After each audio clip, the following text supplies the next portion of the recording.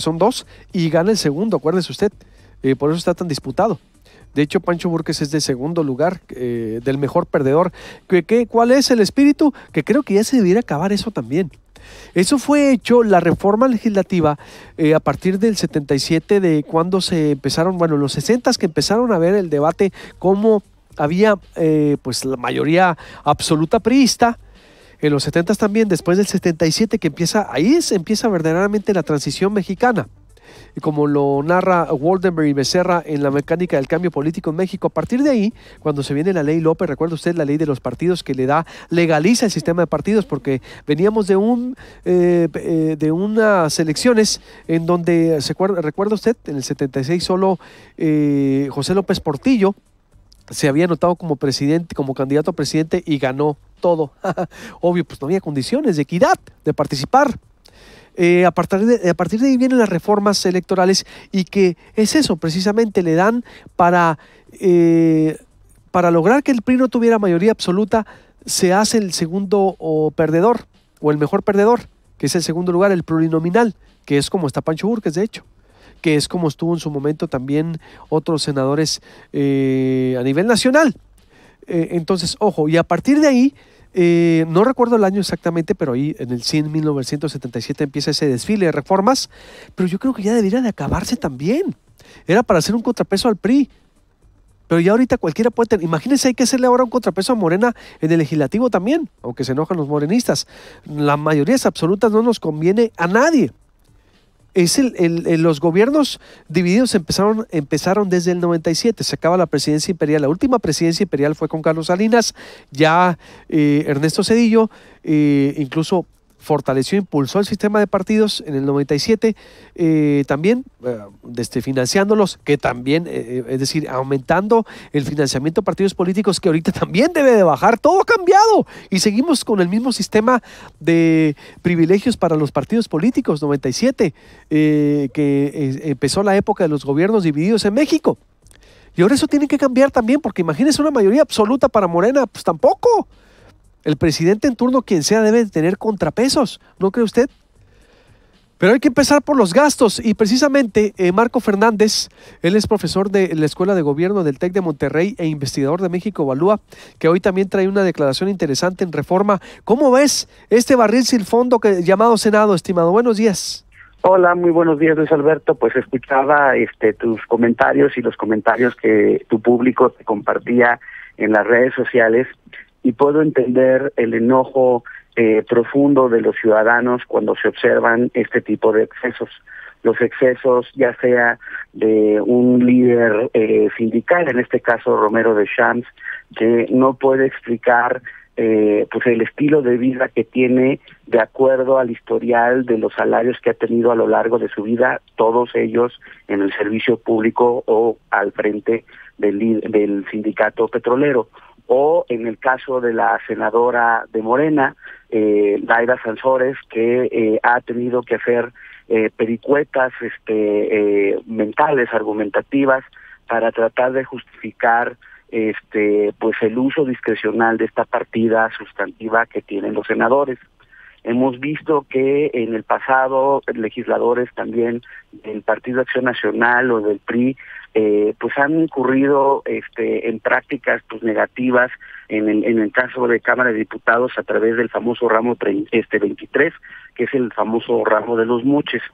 Pone uno todo en conjunto, y pues viene inevitablemente el enojo ciudadano de decir toda la clase política es corrupta, toda la clase política es una pilla, etcétera. No toda la clase política es una pilla, pero sí hay unos excesos que son muy lastimosos, y sobre todo además que irritan porque salen a la luz, pasan estos días de controversia en los medios, en las redes, pero no pasa nada. No hay cambios que digan, bueno, a ver, ya no podemos tener discrecionalidad en la manera en que se da esta partida a los senadores, tenemos que transparentar las declaraciones patrimoniales de los altos funcionarios, etcétera. No. O sea, recordarán la audiencia, recordarás tú que hace unos par de años, cuando estábamos en plena discusión de la 3 de 3, había una resistencia precisamente de muchos miembros de la clase política en el Senado y en la Cámara de Diputados por aprobar un cambio a la ley de responsabilidades que hiciera obligatorio la transparencia de sus declaraciones patrimoniales. Y uno observa, pues a la luz de estos escándalos, el porqué de estas resistencias. Esto de rendir cuentas a sus electores nomás no se les da. Y la verdad es que yo quisiera decirles, bueno, es que vienen unas elecciones, hagamos que paguen un costo político quienes están ejerciendo estos abusos, pero con franqueza no me queda claro que haya un costo político al respecto. Y lo digo, o sea, sabiendo que se me van a venir también las redes encima, pero veamos, por ejemplo, en el caso de la senadora Sansores. O sea, su candidato presidencial, el licenciado López Obrador, también tuvo que ser vericuetos argumentativos diciendo, no, pues que primero que era una ataque de la mafia del poder, del PRIAN, luego que pues estábamos enfocando mal las baterías de la crítica. Hoy en un gran artículo que se los recomiendo ampliamente, mi colega Jesús Silva Herzog, también de la Escuela de Gobierno, publica en Reforma un extraordinario artículo en el que dice, bueno, pareciera que la lógica en este caso es que si son sus pillos, los pillos en este caso de Morena, entonces eso se puede justificar, porque incluso la que va a ser la secretaria de la Función Pública también expresó en las redes su solidaridad con Laida Sansores, que porque supuestamente son ataques injustificados, en vez de denunciar con todas sus letras que no es aceptable el abuso de estos recursos, sea del partido que sea. O sea, Romero de Champs, bueno, es una vergüenza. O sea, una vergüenza, y el señor no le costó absolutamente nada. O sea, veamos hace unos años, cuando al PRI lo multaron por recibir de manera ilegal financiamiento del sindicato petrolero en la elección presidencial de La Bastida, y vean cómo el cinismo al señor lo hacen senador. Y así estamos en todos los partidos, lamentablemente. Y esto está produciendo un enojo ciudadano muy peligroso, porque entonces inevitablemente por eso el discurso populista es muy atractivo al ciudadano, porque está hasta el gorro de este tipo de abusos. Totalmente, y nomás estamos hablando de la elección presidencial con los gastos de privilegios, pero creo que el Senado también es parte fundamental con todo ese barril sin fondo en que se ha convertido Marco Fernández. ¿Qué debe de pasar? Porque todos, imagínate, son 300,000 pesos casi por cada senador y que ya no vuelven a sus estados. Todavía la situación es peor, porque la audiencia tiene que saber que, por ejemplo, ese dinero se tendría que utilizar supuestamente, por ejemplo, para el pago de asesores o trabajos de su oficina ligados precisamente a la labor legislativa. Si el Senado funcionara adecuadamente, ese gasto, si se gastara en eso, sería entendible porque necesitamos asesores de calidad en el Senado para el análisis correcto de las leyes. Pero no. Muchos legisladores lo que utilizan es esas partidas como nada más salen todos los gastos salen a nombre del Senado y no se especifica en qué, pues lo hacen para los excesos que ahorita le salieron a la de Sansores, pero ella no es la única.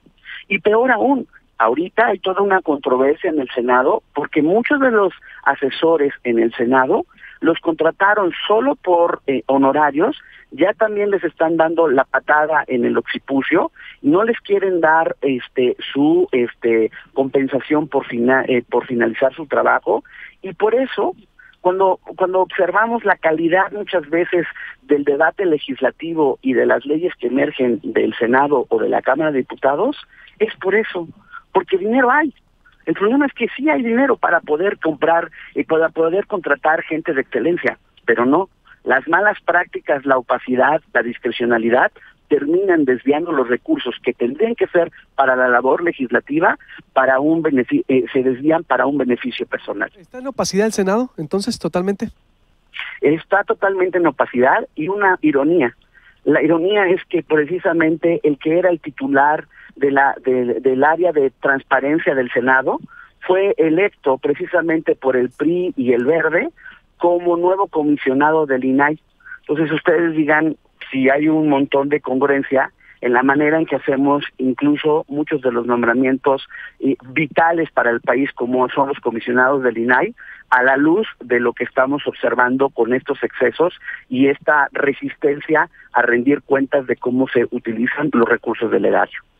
Muy bien, pues ahí está, Marco, para finalizar, ¿a qué se debiera de comprometer cada candidato al Senado? Porque aquí nomás son pocos los que han hablado aquí en Sonora, porque insisto, son senadores pensando en ser gobernadores o candidatos a alcaldes, y si no son eso, se quedan allá en el México y ya no vuelven a sus entidades, ¿eh? Pues mira, yo quisiera que hubiera un compromiso real por la transparencia en los ejercicios de los recursos que tienen a su cargo para hacer una labor legislativa adecuada. La semana pasada en Monterrey hubo un debate que organizaron diversas organizaciones de la sociedad civil y universidades con al menos un representante de los aspirantes al Senado de cada partido. En ese debate, lamentablemente, Morena, el Partido del Trabajo y el Partido Verde no mandaron a ningún representante. Cuando escuchamos a los aspirantes del PAN, del PRI, del PES, del Movimiento Ciudadano, etcétera, del PANAL, bueno, pues todos prometieron que iban a luchar por la excelencia legislativa y demás. Espero que esas palabras no se las lleve el viento y en verdad lograr que como ciudadanos seamos mucho más exigentes con los que son nuestros representantes para que realmente haya una rendición de cuentas.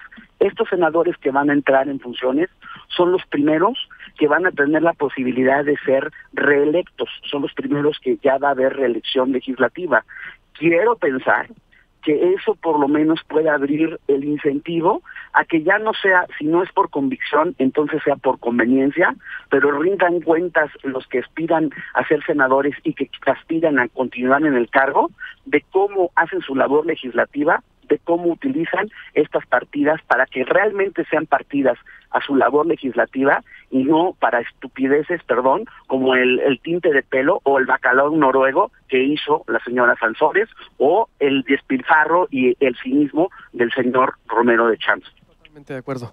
Pues muchas gracias, Marco, te agradezco mucho. Muchísimas gracias como siempre, muy buena tarde. Buenas muy tardes, buen día, perdón. buenos días, terrible en verdad lo que está pasando con el Senado mexicano y la gente por allá, bueno, la gente de YouTube que está, en verdad, qué sensibles, algunos, ¿no? La gente, algunos que defienden a Andrés Manuel López Obrador y si lo criticas o dices que no pueda tener el poder absoluto contra nadie y hasta te critican, te ofenden, qué bárbaro, qué nivel de intolerancia, ¿eh?